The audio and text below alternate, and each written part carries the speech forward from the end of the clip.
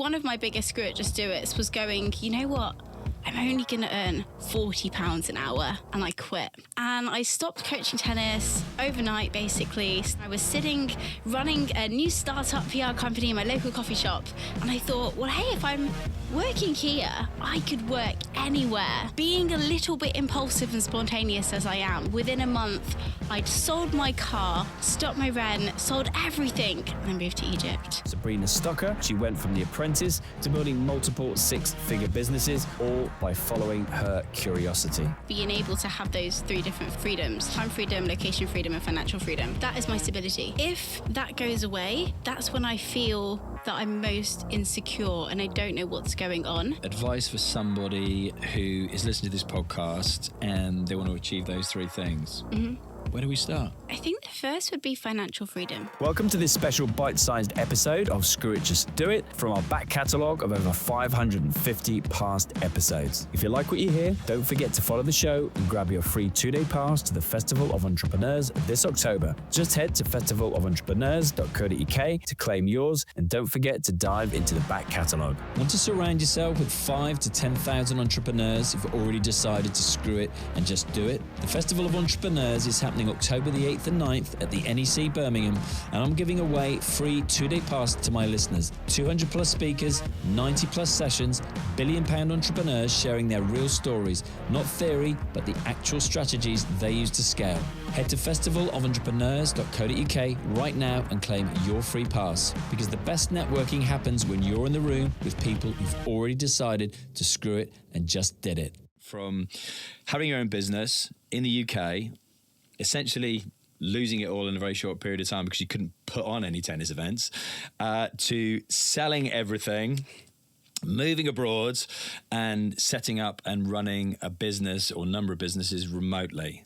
Talk me through that. I guess growing up, I always wanted to start a business. The only taste of business I really knew actually was from The Apprentice, funnily enough. And my parents were teachers. So you can imagine this like excitable, I want to try everything, and crazy girl growing up, and both parents being teachers.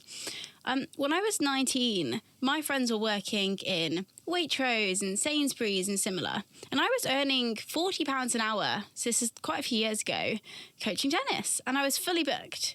And I remember there was this one day, and I was definitely about 18, 19. And I was just sitting, just counting about 5-6K in my bedroom from a couple of months of work.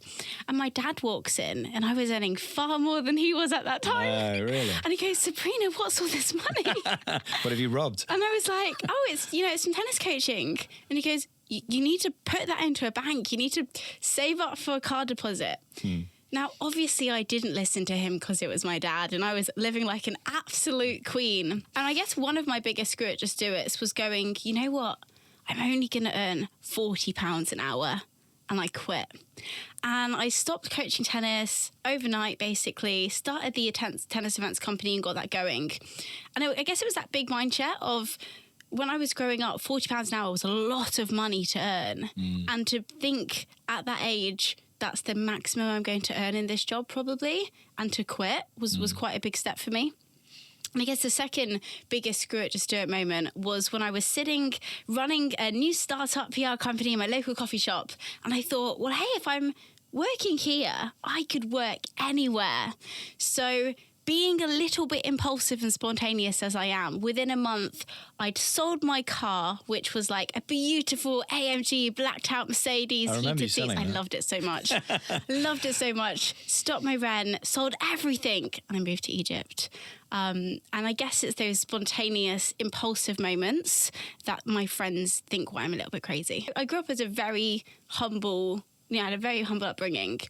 And because it was playing in the tennis world, I was growing up and I was seeing a lot of families who had a significant amount of wealth. And I thought, my parents work hard and they have a stable job and they've done the route that they were told to do. And there's no way they could save up and afford that lifestyle.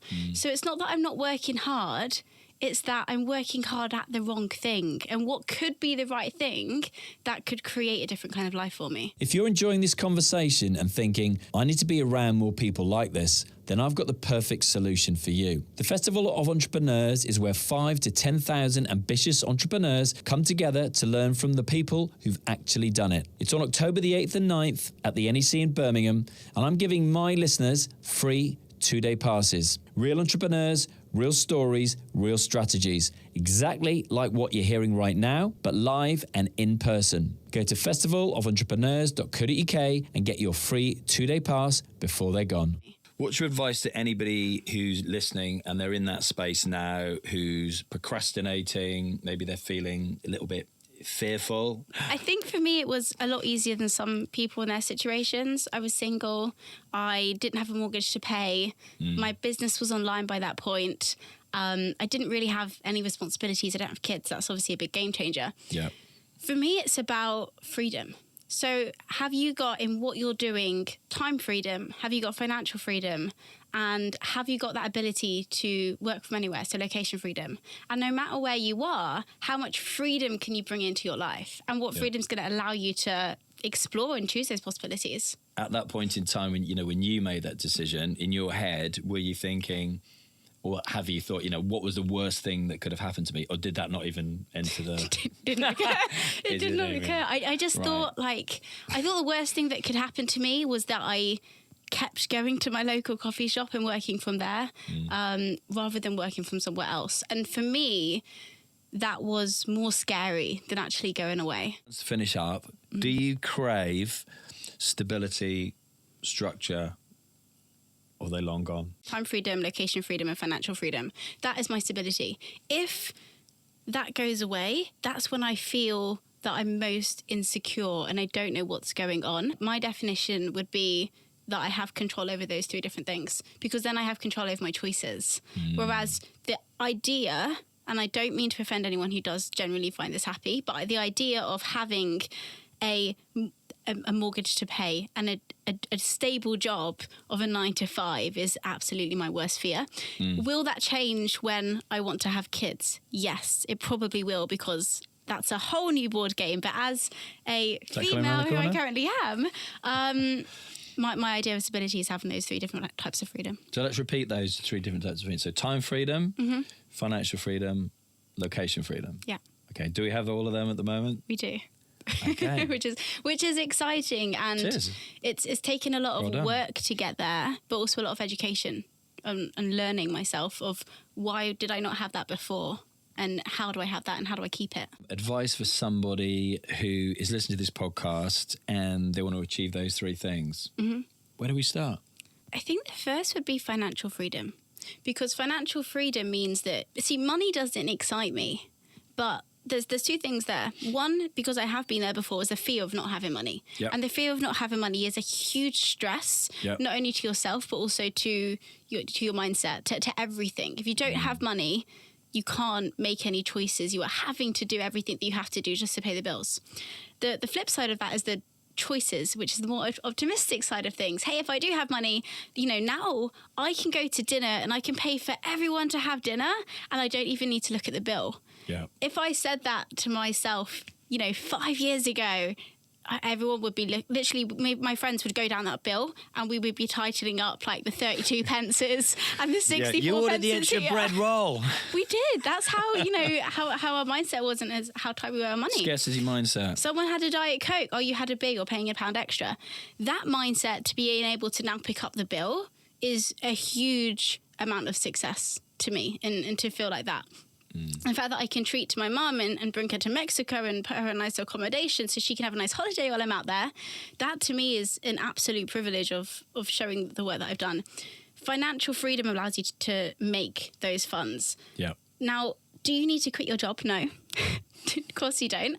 But could you start a side hustle in the evening? Could you learn what kind of different businesses there are? And once you start that side hustle, is that something you want to continue? Or you can just juggle both at the same time? Then I'd probably say it comes down to location freedom. So now that you've started your side hustle, can you do that from working in your bedroom or from a cafe? Can you if you can do that from a cafe in a local town, can you do that from a local cafe in Spain, right? So then moving into having your own side hustle, having your own side business into where you can work from.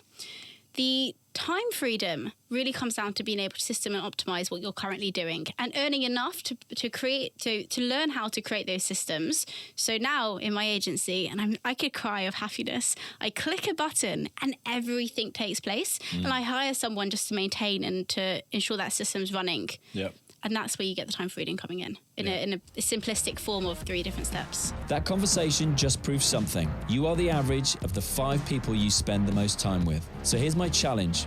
Upgrade your network. The Festival of Entrepreneurs is happening October the 8th and 9th, and I'm giving my listeners free 2-day passes to get in the room with 5,000 to 10,000 entrepreneurs who are actually building something. This is where the risk takers, the game changers, and the people who've decided to screw it and just do it come for inspiration, education, and connection. Don't just listen to their success stories, go meet the people living them. Grab your free pass now, because the biggest risk isn't taking a chance, it's missing the opportunity entirely.